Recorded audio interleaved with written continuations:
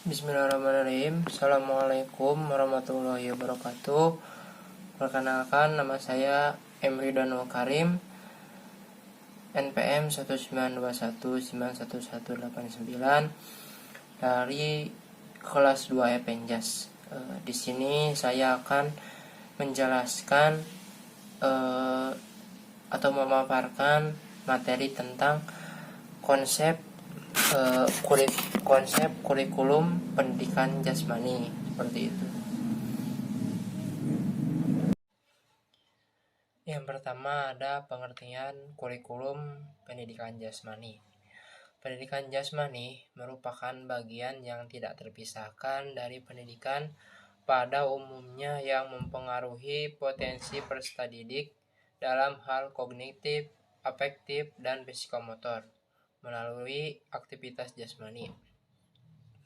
Melalui aktivitas jasmani, anak akan memperoleh berbagai macam pengalaman yang berharga untuk kehidupan seperti kecerdasan, emosi, perhatian, seperti itu. Aktivitas jasmani untuk pendidikan jasmani ini dapat melalui olahraga atau non-olahraga. Pengertian pendidikan jasmani telah banyak diterangkan oleh para ahli pendidikan jasmani.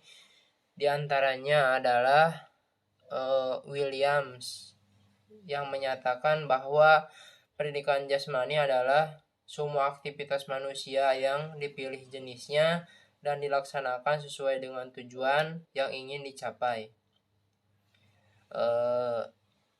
Singer memberi batasan mengenai pendidikan jasmani sebagai melalui jasmani berbentuk suatu program aktivitas jasmani yang medianya gerak tubuh dirancang untuk menghasilkan beragam pengalaman dan tujuan, antara lain belajar, sosial, intelektual, keindahan, dan kesehatan, seperti itu. Lalu yang kedua ada asumsi dasar program pendidikan jasmani. Asumsi dasar program pendidikan jasmani merupakan pijakan yang kokoh yang dapat dipertanggungjawabkan dalam membuat dan menyelenggarakan program penjas, seperti itu. Andang Suherman memberi 3 asumsi dasar program pendidikan jasmani, meliputi yang pertama ada program pendidikan jasmani dan program olahraga mempunyai tujuan yang berbeda. Pembuatan program olahraga terutama ditunjukkan untuk mereka yang betul-betul mempunyai keinginan atau tertarik untuk mengkhususkan diri pada salah satu atau beberapa cabang olahraga dan berkeinginan untuk memperbaiki kemampuannya agar dapat berkompetensi dengan orang yang lain yang mempunyai keinginan dan minat yang di sana pula. Sebaliknya, pembuatan program pendidikan jasmani ditunjukkan untuk setiap anak didik, dari mulai anak yang berbakat sampai anak yang sangat kurang keterampilannya, dari anak yang tertarik dan tidak tertarik sama sekali, seperti itu. Lalu yang kedua ada anak-anak bukanlah miniatur. Jadi maksudnya orang dewasa, kemampuan, kebutuhan, perhatian, dan minat anak-anak berbeda dari kemampuan, kebutuhan, minat, dan perhatian orang tua. Oleh karena itu sudah barang tentu kurang cocok apalagi pembelajaran dikonotasikan seperti menuangkan air dari gelas yang satu ke gelas yang lainnya, atau para guru cukup dengan memberikan program aktivitas jasmani atau olahraga untuk orang dewasa kepada anak-anaknya. Anak-anak membutuhkan program yang secara khusus dibuat sesuai dengan minat, kemampuan, dan kebutuhan. Development Applied Practice seperti itu. Lalu yang ketiga ada anak-anak yang kita ajar sekarang tidak akan menjadi dewasa pada kehidupan sekarang. Para pendidik mempunyai tantangan yang cukup besar dalam mempersiapkan anak didik di masa yang akan datang, yang belum bisa didefinisikan dan dimengerti secara jelas, atau paling tidak dalam berbagai aspek dunia tersebut mungkin akan sangat berbeda dengan dunia yang ada sekarang seperti itu. Program pendidikan jasmani yang ada sekarang berusaha memperkenalkan anak didik pada dunia yang ada sekarang, dan juga sekaligus mempersiapkan anak-anak didik untuk hidup dalam dunia yang belum pasti di masa yang akan datang seperti itu. Lalu yang kedua ada karakteristik program pendidikan jasmani. Sehubungan dengan anggapan dasar tersebut, maka program dan penyelenggaraan program pendidikan jasmani hendaknya mencerminkan anggapan dasar tersebut, yaitu dua pedoman yang saling digunakan untuk dapat mencerminkan anggapan dasar tersebut antara lain adalah Development Appropriate Practice atau DEP dan Instructionally Appropriate Practice atau IAP seperti itu. Yang pertama adalah Development Appropriate Practice atau DAP, maksudnya adalah tugas ajar yang memperhatikan perubahan kemampuan anak dan tugas ajar yang dapat membantu mendorong perubahan tersebut. Dengan demikian, tugas ajar tersebut harus sesuai dengan tingkat perkembangan anak didik yang sedang belajar. Tugas ajar yang sesuai ini mampu mengakomodasikan setiap perubahan dan perbedaan karakteristik setiap individu serta mendorong ke arah perubahan yang lebih baik. Yang kedua ada Instructionally Appropriate Practice atau IAP. Yang ini maksudnya adalah tugas ajar yang diberikan diketahui merupakan cara-cara pembelajaran yang paling baik. Cara pembelajaran tersebut merupakan hasil penelitian atau pengalaman yang memadai yang memungkinkan semua anak didik memperoleh kesempatan dan keberhasilan belajar secara optimal. Untuk memperoleh gambaran yang lebih lengkapnya tentang karakteristik pembelajaran penjas tersebut. Lalu yang keempat ada ruang lingkup materi pendidikan jasmani. Ruang lingkup pendidikan jasmani dan rohani sangat penting untuk dipahami oleh setiap guru. Hal ini disebabkan oleh ruang lingkup pendidikan jasmani itu sendiri, di mana pada umumnya ruang lingkup pendidikan jasmani ini bertujuan untuk menggerakkan dan mengembangkan aspek psikomotor pada diri siswa. Badan Standar Nasional Pendidikan menyebutkan bahwa ruang lingkup mata pelajaran pendidikan jasmani, olahraga, kesehatan meliputi berbagai aspek-aspek sebagai berikut. Yang pertama ada permainan dan olahraga. Permainan dan olahraga ini mencakup olahraga tradisional, permainan eksplorasi gerak, keterampilan lokomotor dan lokomotor, manipulatif, atletik, kasti, rounder, kiper, sepak bola, basket, bola voli, tenis meja, tenis lapangan, bulu tangkis, serta yang lain dan lain-lainnya seperti itu. Yang kedua, aktivitas pengembangan diri. Aktivitas pengembangan diri terdiri dari mekanika sikap tubuh, komponen kebugaran jasmani, dan bentuk postur tubuh serta aktivitas lainnya. Ada isu kurikulum pendidikan jasmani berdasarkan uraian di atas secara teoritis kita menyadari bahwa pembuatan dan pelaksanaan kurikulum pendidikan jasmani cenderung diarahkan dalam membantu anak didik untuk tumbuh dan berkembang sesuai dengan tujuan pendidikan. Namun demikian, harapan tersebut tidak selalu dapat dengan mudah terwujud dalam pelaksanaannya. Beberapa isu yang muncul dalam kurikulum pendidikan jasmani SMU ini dapat kita telusuri berdasarkan beberapa sudut pandang, yaitu yang pertama isu program kurikulum SMU dapat kita amati antara lain dari dua sisi, yaitu materi kurikulum dan distribusi alokasi waktunya seperti itu. Walaupun tujuan pendidikan jasmani di SMU sangat sesuai dengan tujuan pendidikan pada umumnya, namun seringkali para guru terlena oleh materi kurikulum SMU pada dasarnya merupakan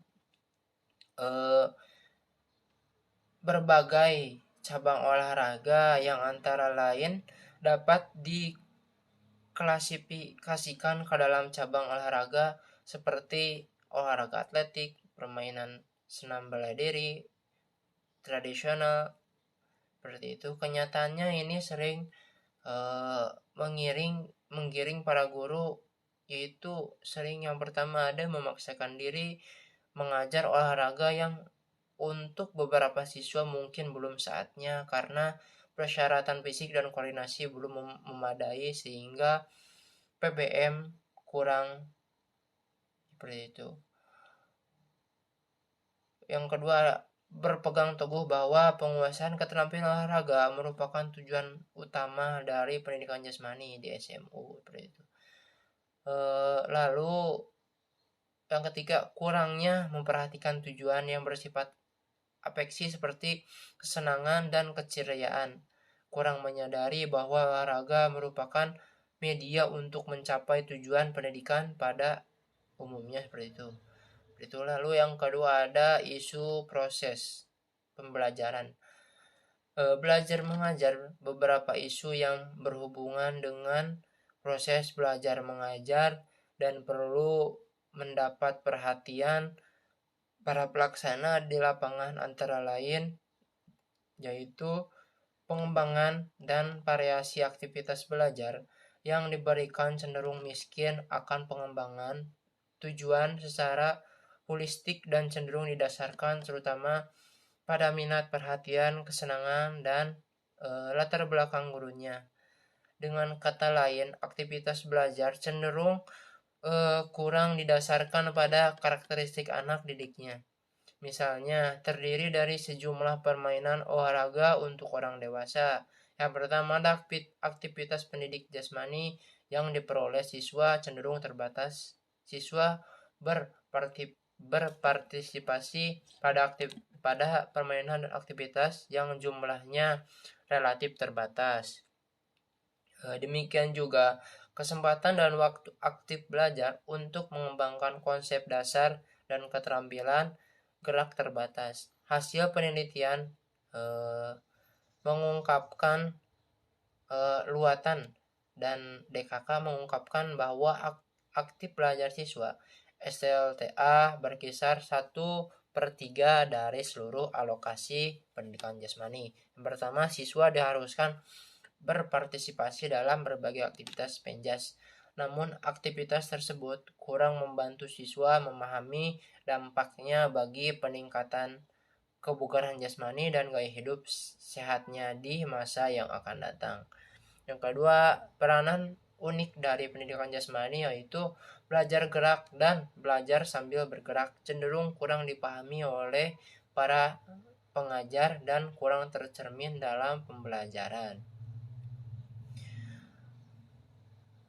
Lalu yang ketiga, siswa kurang mendapat kesempatan untuk mengintegrasikan aktivitas pendidikan jasmani dengan pengalaman pendidikan pada bidang lainnya, seperti itu. Guru kurang mengembangkan aspek aktif karena kurang melibatkan aktivitas yang dapat mengembangkan keterampilan sosial, kerjasama, dan kesenangan siswa terhadap pendidikan jasmani. Yang ketiga, ada isu penilaian. Evaluasi merupakan bagian yang tak dapat dipisahkan atau integral dari suatu proses mengajar. Evaluasi berfungsi sebagai salah satu cara untuk memantau perkembangan belajar dan mengetahui seberapa jauh tujuan pengajaran dapat dicapai oleh siswa. Beberapa isu yang sering kali muncul dalam pelaksanaan evaluasi antara lain adalah yang pertama, pelaksanaan evaluasi belum begitu nampak terintegrasi dalam sebuah proses belajar mengajar. Pengecekan terhadap pemahaman siswa dan pemberian umpan balik yang memadai dalam rangka meningkatkan penguasaan materi siswa sebagai salah satu bentuk evaluasi nampaknya belum merupakan bagian yang menyatu dalam sebuah proses belajar mengajar. Guru merasa dikejar oleh bahannya yang harus tuntas pada pertemuan itu tanpa memperhatikan apakah siswa sudah saatnya menerima materi berikutnya atau belum, seperti itu.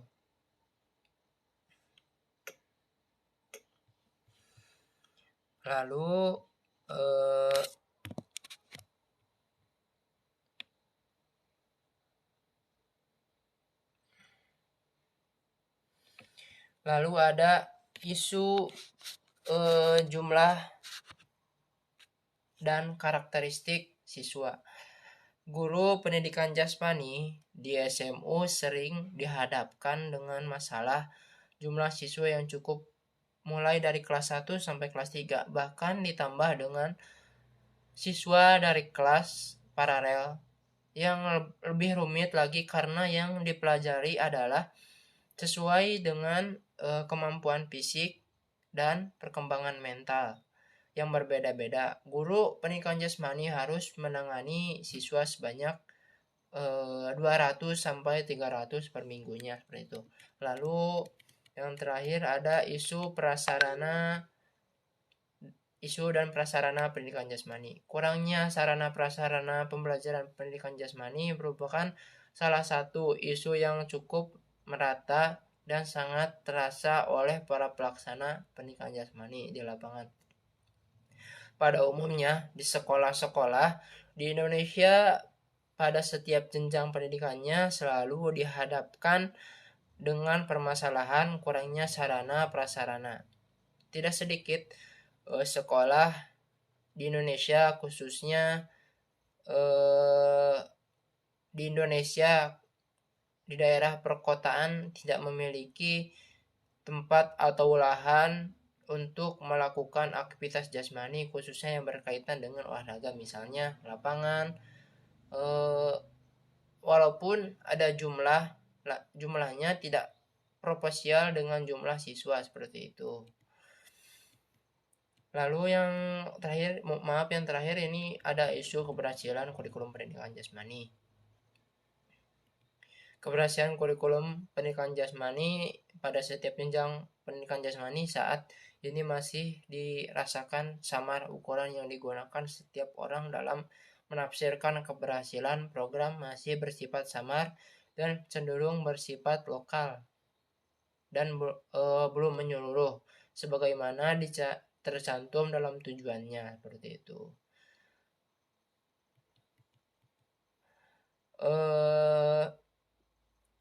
Untuk itu kita dapat dipercerminkan pada karakteristik lulusan pendidikan jasmani yang dijadikan patokan di beberapa negara maju, misalnya seperti yang dikemukakan oleh NASPE, National Action for Sport and Physical Education.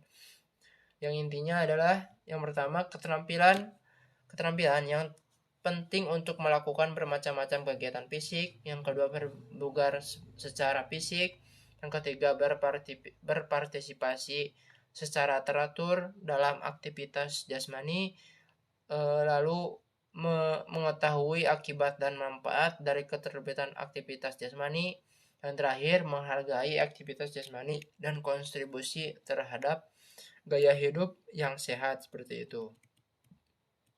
Terima kasih. Mungkin itu saja yang bisa saya sampaikan. Mohon maaf apabila ada salah-salah kata. Terima kasih. Wassalamualaikum warahmatullahi wabarakatuh.